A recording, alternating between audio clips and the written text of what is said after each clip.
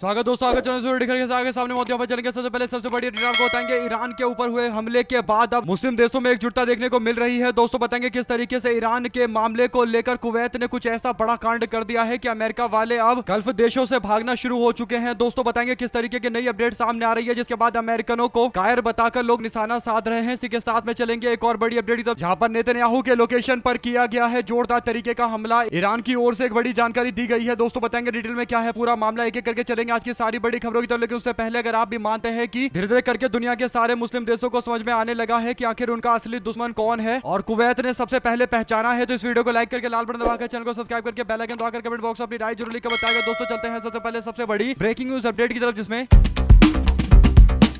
Israel और America और Iran के बीच में जारी जंग के बीच में तीसरे दिन जबरदस्त तरीके का हंगामा हुआ ये दोस्तों की अमेरिका ने बताया कि कुवैत ने उसके 3 F-15E strike eagle fighter jet को मारकर जमीन में गिरा दिया है, यानी लड़ाकू जहाज को जमींदोज कर दिया गया है दोस्तों। और ब्रिटेन यानी इंग्लैंड के प्रधानमंत्री ने एक दिन पहले कहा था कि वो अमेरिका को अपना फौजी ठिकाना इस्तेमाल करने देंगे, जहां पर छुपकर अमेरिकी ईरान के ऊपर हमला कर सकते हैं। जब ये खबर ईरान को मिली तो ईरान ने भी पूरी तरीके से सरप्राइज दे दिया दोस्तों, और ब्रिटिश रॉयल एयर फोर्स के यानी RAF के आर्कोट्री एयर बेस पर ड्रोन से सरप्राइज हमला कर दिया, यानी धप्पा बोलते हुए जोरदार तरीके का अटैक किया गया दोस्तों। ब्रिटेन के रक्षा मंत्रालय ने बताया, यानी डिफेंस मिनिस्टर ने बताया कि देर रात को यह हमला किया गया, जिससे अच्छा खासा नुकसान हुआ है। इसके जवाब में ब्रिटिश सेना ने कार्रवाई की है और ब्रिटिश प्रधानमंत्री कीर स्टारमर कहते हैं कि ईरानी मिसाइल हमारे फौजी ठिकानों पर आकर गिरी है, जिससे नुकसान हुआ है। तो इससे पता चलता है कि ईरान किसी भी उस देश को छोड़ने के मूड में नहीं है जिसने भी अमेरिका का साथ दिया है दोस्तों। और अमेरिका पूरे मिडिल ईस्ट के अंदर दंगे फसाद करवाना चाहता है दोस्तों, पूरी तरीके से मिडिल ईस्ट को बदनाम करना चाहता है, बर्बाद करना चाहता है, और इसीलिए ईरान और आसपास के जितने भी देश हैं उनके बीच में आपस में पंगे करवा रहा है। लेकिन ये बात कुवैत को पता चल गई है और यही बड़ा कारण है कि कुवैत ने समझ लिया है, उसे पता चल चुका है कि असली दुश्मन कौन है। इसके बाद दोस्तों कुवैत ने अमेरिका के 3 फाइटर जेट को मारकर नीचे गिरा दिया है। इससे पहले अमेरिका ने ईरान पर हमला करने से पहले कुवैत को ट्रेनिंग दी थी और डेजर्ट नाम से एक प्रोग्राम लॉन्च किया था, जिसमें कुवैत और अमेरिका की सेना ने युद्ध अभ्यास किया था दोस्तों, यानी जंग को लेकर तैयारी की गई थी। लेकिन बाद में पता चला कि कुवैत ने जंग की तैयारी का इस्तेमाल अब अमेरिका के ऊपर ही कर दिया और अमेरिका के 3 फाइटर जेट को मारकर जमीन में जमींदोज कर दिया गया, जिसके बाद बुरी तरीके से अमेरिका भड़का पड़ा है दोस्तों। और अमेरिका इतना ज्यादा डर चुका है कि अब वो मिडिल ईस्ट छोड़कर भागने की भी फिराक में है। कई सारे हेलीकॉप्टर अमेरिका के निकलते हुए नजर आने लगे हैं, जिसके बाद लोगों ने कहा कि कायरपना दिखाकर अमेरिका भागने लगा, पूरे मिडिल ईस्ट को आग में झोंककर यहां से भाग रहा है। ऐसे में दोस्तों मिडिल ईस्ट के देशों ने अपना अकल लगाया और उनको समझ में आ गया कि उनका असली दुश्मन ईरान नहीं है, बल्कि वो देश है जो दूसरी जगह से आकर मिडिल ईस्ट के अंदर लोगों को आपस में भड़का रहा है और आपस में लड़वा रहा है। इसके बाद कुवैत ने जो हमला किया और 3 अमेरिकी फाइटर जेट गिरा दिए दोस्तों, तो इसके बाद कुवैत ने कहा कि उनको पता नहीं चला कि ये ईरान का था या अमेरिका का था, लेकिन सबको पता है कि ऐसा बिल्कुल नहीं होता दोस्तों। अटैक करने से पहले ही पता चल जाता है कि कौन से देश का जहाज, कौन से देश का फाइटर प्लेन उनके एरिया में आ चुका है। तो ऐसे में कुवैत को जरूर पता होगा, लेकिन कहीं ना कहीं कुवैत ने एक मैसेज देने की कोशिश की है अमेरिका को कि अगर वो ज्यादा दिन यहाँ पर रहा और मिडिल ईस्ट के अंदर उसने अशांति फैलाने की कोशिश लगातार जारी रखी, तो फिर इसी तरीके का अटैक उसके ऊपर होता रहेगा। अगर आप भी मानते हैं कि कुवैत ने एकदम सही रास्ता अपनाया है, इसी तरीके से अमेरिका को करारा जवाब दिया जाएगा, तो अमेरिका वाले यहाँ से छोड़कर भागेंगे और मिडिल ईस्ट पूरी तरीके से शांति होगा, अमन होगा और एक बार फिर से मिडिल ईस्ट के अंदर विकास होता रहेगा दोस्तों। अगर आप भी मानते हैं कि मिडिल ईस्ट को बर्बाद करना इनका एकमात्र मकसद है और इस मकसद को कभी भी पूरा नहीं होने दिया जाना चाहिए, तो अपनी राय जरूर लिखकर बताएगा। अगर आप भी मानते हैं कि कुवैत ने एकदम सही किया है तो ज्यादा से ज्यादा इस वीडियो को अपने लोगों तक शेयर कीजिएगा। दोस्तों चलते हैं एक और अपडेट की तरफ, जहां पर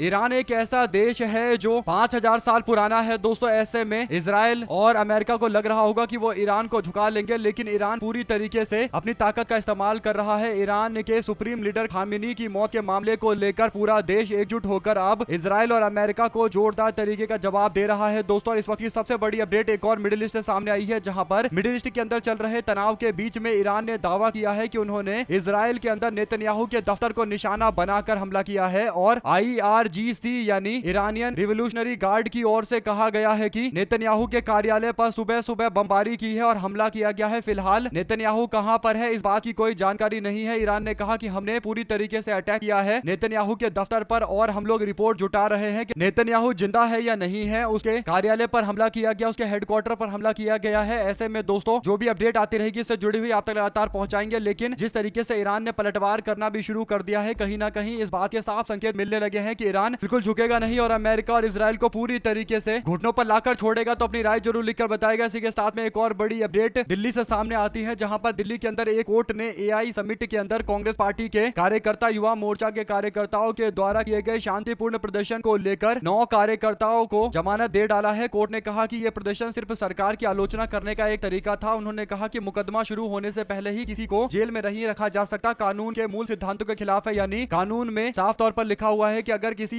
व्यक्ति को लेकर, अपराधी को लेकर कोई ठोस सबूत नहीं है तो फिर मुकदमा शुरू करने से पहले उसको जेल में नहीं रखा जा सकता। आप जांच पड़ताल करिए, सबूत जुटाइए, अगर आपके पास सबूत है तब हमको बताइए, फिर आगे कार्रवाई की जाएगी। और बात एकदम सही है दोस्तों, जब इनके पास, पुलिस वालों के पास कोई सबूत ही नहीं है तो कांग्रेस पार्टी के कार्यकर्ताओं को जबरदस्ती जेल में बंद करके क्या मोदी और शाह को खुश करना चाहते हैं दिल्ली पुलिस के लोग? ये सीधा सवाल है। कोर्ट ने इस पूरे मामले को लेकर कहा कि प्रदर्शन के समय लगाए गए नारे भड़काऊ नहीं थे। यानी ये भी दावा किया गया था कि भड़काऊ नारे लगाए गए, इसमें कोई धार्मिक या क्षेत्रीय रंग नहीं था, किसी तरीके की तोड़फोड़ या लोगों को डराने का कोई काम नहीं किया गया, इसके कोई सबूत नहीं है। कोर्ट ने कहा कि प्रदर्शन करने वालों को सुरक्षा के साथ बाहर ले जाया गया था। तो ऐसे में दोस्तों एक बात तो तय है कि कोर्ट में कोशिश की जा रही थी कि कोई ना कोई बड़ा मुकदमा बनाया जाए और कांग्रेस पार्टी के युवा मोर्चा के लोगों को जेल में भेजा जाए, ताकि आने वाले दिनों के अंदर अगर कोई प्रदर्शन करना चाहता है तो उसके लिए एक मैसेज जाए कि मोदी और शाह के खिलाफ प्रदर्शन नहीं कर सकते। लेकिन अब मुंह तोड़ झटका लगा है, जोरदार झटका लगा है दोस्तों। जो अपडेट है वो ये कि सारे जमानत पर बाहर आ गए हैं। साथ ही साथ